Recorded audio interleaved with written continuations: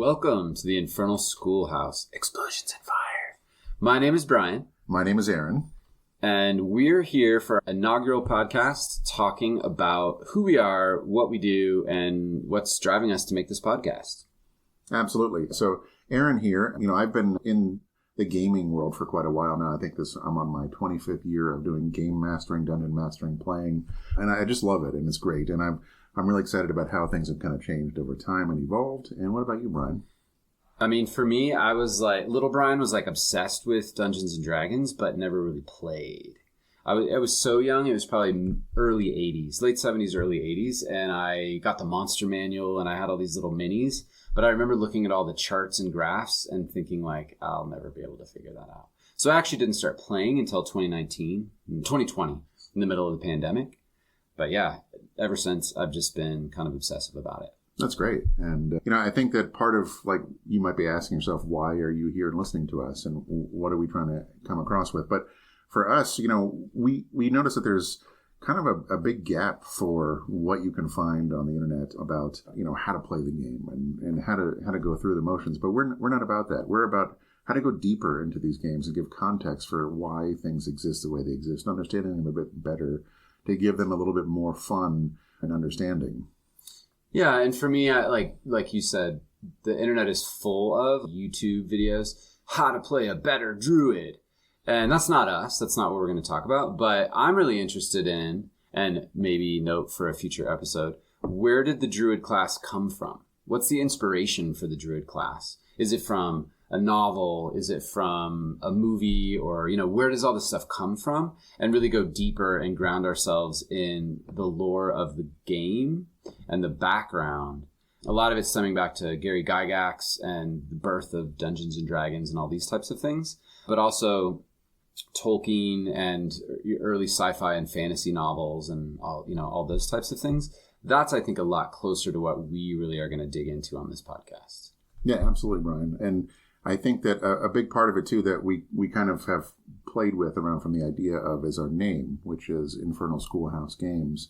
And for us, kind of what that signifies is for most of our player base, we start off in school and we have our first opportunities around it. But while we're having that happening, at the same time, there's a lot of people that are freaking out about it. And they have, certainly back in the late 70s, early 80s, the satanic panic where they thought that if you played these games, somehow Satan would arrive in your house. You'd summon Satan. Exactly. And somebody would suck your soul out, or we were murdering other people. Or at least you'd kill a cat. Exactly. I mean, there'd be some sort of blood sacrifice just by playing these games, instead of understanding that a lot of this is just friendship through hardship, about, growing up often as an outcast or as an outlier in school and finding those memories together.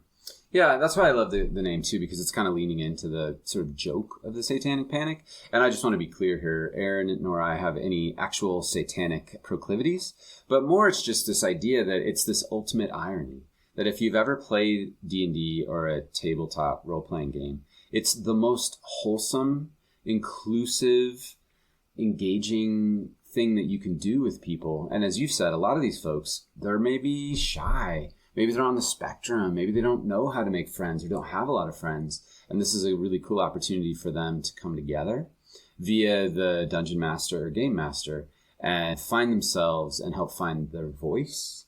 And actually, there's a lot of groups that utilize D&D and different things for educational or even therapeutic purposes as well. Absolutely. So, yeah, that's why I think it's funny and definitely tongue-in-cheek. For sure. I mean, everybody on Earth gets lost in fantasy of some sort of way of kind of breaking up the mundane of reality, whether it's you're following sports and you're kind of getting into the fun and the adrenaline rush that comes with that, but then also the fun that comes from playing games, whether it's video games, tabletop role-playing games, watching movies, losing yourself into other people and characters and finding yourself in other places. And I think that that's a big part of why we keep playing it, out of the fun of it, but also the great, friends you make along the way sort of joke. That's really important for us. And we want to provide a greater understanding for a lot of those folks out there. Yeah. And for me, that really connects with this idea that fantasy is somehow nerdy or taboo for adults. But I mean, you don't have to think very hard to get to a place of like fantasy football and just how involved people get. And I don't think too many people are going to be super judgmental of those folks, right? Like, we're not, as a society, super judgmental of someone if they like football or hockey or something like that. And then if they want to engage their sort of fantastical side and say, ooh, what if I had this quarterback or this running back? There's obvious benefits to that, right? Like, they're engaging more deeply, and they're starting to create and engage on a different level than they are just by passively consuming it. And so, same idea on this side. Instead of it's my fantasy quarterback and my fantasy running back, it's this wizard and this fighter that I'm thinking about and, playing around with. So I think for me, getting back to the beginning and that little kid who was just obsessed with the game but didn't really have the maybe mental acuity to get into all the charts and graphs when I was that young, I just loved the idea of the escapism of it. And I remember when I was in 5th grade, I had a copy of the Monster Manual that my grandmother, I must have asked for this from her. She wrote in the front page for my birthday that year. And I was so excited, and I brought it to school, and I was mercilessly teased by my peers. And I was so confused because I was like, this is the coolest book I've ever seen. It is full of dragons and monsters. How could that not be cool? We're little boys and girls. Like, this is fantasy land that we're in. And so for me, kind of connecting back, Aaron, to what you had said, this idea of fellowship and, understanding and collaborative storytelling, to me, there's still a little bit of almost like a wound or something from when I was younger that I can kind of participate in healing therapeutically by introducing new people to the hobby. And so for me, that's probably the core of why I am interested in doing this, is because I want to introduce new people to something that I think is so amazing and so cool, but also has a little bit of there's like a gatekeeping mechanism, you know what I mean? Where like the uber nerds will try to keep you out. For sure. And maybe the judgment of society and the legacy of the Satanic Panic kind of worries some people as well. Exactly. Yeah. I mean, it's weird to be in this really incredible, robust cultural society right now when it comes to media consumption, where we have so many things that previously would have been thought of as more nerdy or dorky or outcast behavior sort of activity. And there's still kind of a little bit of that stigma still somehow around it. We're really wanting to, I think, break that down a little bit more because, people can go to a Marvel movie and say, wow, this is amazing, having never read a comic book. And then while at the same time, growing up reading those comic books, how difficult of an experience that could be sometimes. And similar story for me, too, when you're talking about bringing the Monster Manual in. I remember I had brought this Advanced Dungeons & Dragons book in that was mostly around martial arts theming as a supplement for the game. Cool. And so it had all the different, weapons and styles and everything else. And what was weird about it is I was in 6th grade at the time, and I remember pulling it out of my bag in a computer class and immediately just getting dirty looks over it and how it was so weird. But if I had gone to the library and checked out a book just on martial arts, if it was a ninja book, you would have been a hero. Right. But because it was somehow attached to Dungeons & Dragons, that was somehow a problem. That's what's always so funny about it, and still funny today about it, about a lot of these preconceptions about what it is and why we do it. And I don't know what your first playthrough experience was, but I guess I'll give my first play experience and then maybe my first game mastering experience. My first play experience was with Dungeons & Dragons 3.5, which is more of the super rules heavy kind of break in between AD&D and then 4th edition. And it was a lot of fun, and I remember sitting in my friend's little, I don't know, this little glass room solarium outside talking about what I wanted to be. And my first character I remember I ever played was a paladin. And I didn't realize at the time how difficult it is to play a paladin from a black and white standpoint. But it was a great experience. And I remember all the things we talked about, the things that you could do and what it meant to be proficient in something, and then how great it was, like the thing about what you'd have to roll to be a sword master to slice the wings off a fly or something insane, And I was just hooked, and it was a lot of fun. And through that, I remember finding out when you have a good game, when you have a bad game, when you have a great player, when you have a toxic player, and then kind of changing my own mentality and play through from there. Interesting. So first thought, you're kind of a paladin in real life, I think. We can unpack that at a later date. Fair enough. But you're definitely paladin-like. Second, I think you just mentioned something that I think is really interesting and that I have found, which is running a D&D game, or I would imagine Monster of the Week or any of these others that we're talking about, has so many parallels with running a business meeting. Mm-hmm. And so for kids, we've talked about, right? Like, It's wholesome. You're learning to work together collaboratively. You can't just murder everything you see. That's not how the game works. You have to work and, kind of build on the complementary skill sets. So I think for kids and adolescents, the benefits are pretty obvious to me, and hopefully we can make those obvious to you if they're not already. But I think as a fully functional, professional, semi-functional, professional adult, even in running a business meeting, I have very strongly seen parallels between running a game and running a meeting. So if you think about you're on a Zoom meeting, or you're on Zoom or Discord and you're running a game, you've got all these faces. You're responsible for all of these folks. First of all, do you see all their faces? Are they all on? Where's Bobby? Like, can someone text him? And it's like, this could be on either context, right? And then, you're looking at Mary and she's like, oh man, in your mind, you're like, Mary's totally disengaged. I'm not even sure she's into this right now. Okay, well, same on both sides. It's my problem. I have to figure that out. And so I think the benefits to be derived from playing D&D or role-playing games in general for anyone on any age, I think are really, really profound. And just another one that pops into my head, I was in a corporate training and we were doing role-playing.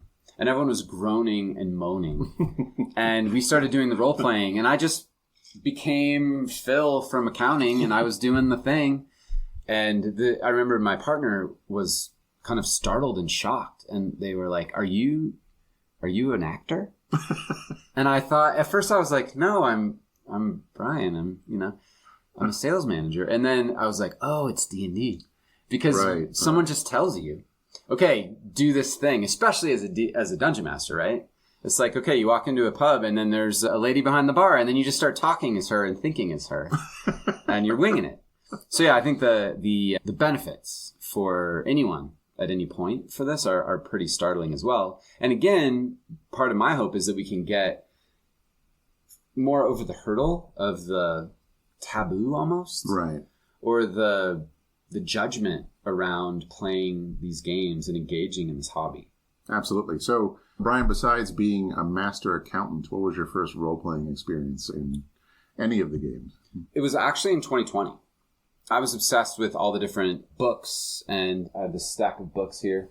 Monster Manual 2, Player's Handbook, Legends and Lore, all these things. But I just would look through them and obsess about the art and wonder about the stats. I never knew how they worked, and I never really understood how the game actually worked. And I've heard this from a lot of new players, or even people who are interested. They're like, but what is it actually like? How do you move the little pieces around the board? So for me, it was a virtual game, and I was totally in over my head. I had no idea what was happening, but I was in heaven because I remember there was these goblins. The dungeon master had explained this scene where there was goblins running around this field and they were harassing this lady. And so it seemed like the goal was to kill the goblins, but I didn't really understand maybe the combat intensiveness of a lot of D&D encounters. Absolutely. So I felt bad for them. And so I was like scooping them up and talking with them. And all my fellow players were really annoyed with me. And so was the DM, I think. But I was just kept trying to talk to them and reason with them. And the DM would have them like spit in my face or like cut me with their fingernails or stab me with the dagger. And I kept trying for a while. Then I started killing them. And I was like, okay, this is fun. Because there's no such thing as goblins, right? So it's like less psychologically damaging or whatever. But then I started slaying goblins. And then I was like, okay, this is cool. That's awesome. It was a lot of fun. Yeah. What about you? Well, mine was my paladin experience, but I would say I would kind of go back towards more of my first game mastering experience, only because I've been kind of the forever DM for a long time. Yeah, and like, what's that switch like, mentality-wise, from player to dungeon master? I would say that the mentality was always there whenever I first started, because a lot of people, when they read these books, they usually skim them, they get the Cliff's Notes of whatever it is, how to do it. Like, we're going to a castle later, exactly. We'll probably fight something on the way. And I would read these books cover to cover, and then it would get into rote memorization. I would be really interested in it. And I remember the first game that I ever ran was a game of Vampire the Masquerade from World of Darkness. And I honestly, probably until 2020, had never even used a miniature. Almost all my games are in Theater of the Mind, both D&D and with Vampire, and then all of the other offshoots in World of Darkness, whether it's Werewolf or Mage or all the other stuff. But for me, what I really enjoyed about those was they were super role play heavy. They still are, but you'd have your sheets, you'd fill them out. They were great, but what really mattered was these interactions between players and these conversations and these fun times you would have. And one of my most favorite memories of playing is I remember, I think it must have been a senior in high school, maybe a freshman in college, and I hosted this giant World of Darkness vampire party, and I actually broke it up. It was this very ambitious idea of breaking up a good 10 or 12 person game into 2 separate tables, and I would go between the tables, and I had one person helping as kind of a side game master, and then had them come together at the very end for like this super climactic battle and confrontation scene. And I just got hooked. And so I love doing the dungeon mastering and the game mastering, and it's hard to give it up. Wow. Bryan, I know that you also, I never played in it, but I know that you also did some dungeon mastering. So tell me, what was that like for you? Yeah, so I think maybe I was the same as you. Maybe this is the same for a lot of players, but I think you just sort of know. Like, oh, I want to build a world, or I want to create a world. And so for me, the part that I realized was a couple of the DMs that I had worked with before, not you, were particularly uninspired when they would explain things, particularly during combat. And I think we could probably talk for at least an episode about the problems with combat. And I don't even mean structural problems. I mean just pacing and general problems. But I would find that it would be like, okay, I'm going to hit with my sword. Okay, cool. Roll for damage. Okay. Next. Da, da, da, da, da. You know what I mean? And I just remember thinking like, what did it sound like? I love the recap. Like, okay, barbarian, you just saw your friend the wizard take a arrow in the eye socket. What are you going to do? You know what I mean? Like, and so I have always had a sort of a knack for storytelling and exaggeration, which works great in D&D because it's all made up. Absolutely. So I remember as a player early on just being like, oh man, I think I could do better. And it's hard. Like, obviously it's humbling to be a DM, but so I sort of knew that was going to happen. So then this is a little bit of a tangent, but I was sitting in my kitchen in the middle of COVID, and my girlfriend at the time was making a meal, and I told a joke, and she looked at me and kind of laughed, and I started laughing, and then I started cackling, and then I started crying. And she looked at me and she's like, I'm afraid right now. And I was like, through my tears and my laughter, like, I don't know what's happening. And I remember I walked outside and I took a deep breath. And I was like, you need a hobby, buddy.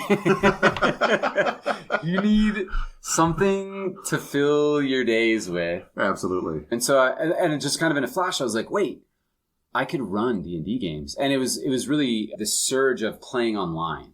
I remember I just heard about Roll20, the virtual tabletop. And, so I was like, wait, I could totally do this. So I was like, man, I don't know if I'm going to be able to convince anyone. And I was actually able to convince 10 people, including my girlfriend, to play in one campaign broken into 2. So one campaign run parallel. And it was Lost Mine of Phandelver, which I still love. And I run on a regular basis in sort of a one-shot format. And I loved it. And yeah, so that's what got me into DMing. But I don't consider myself the always DM, forever DM that I think a lot of people get stuck into, because I do love to play. And it's also pretty intimidating and overwhelming. I think really easy to become overwhelmed. Agreed. As a dungeon master. Yeah. I would say also, though, I do love playing, but I don't relish or, get upset about my position as a forever DM. I mean, I do enjoy the occasional play, but also I feel bad about when I play coming in knowing a little bit more, needing to kind of hamstring a little bit. So it's just one of those things where you're kind of understanding who you are and what you can do. What does that mean, knowing a little bit more?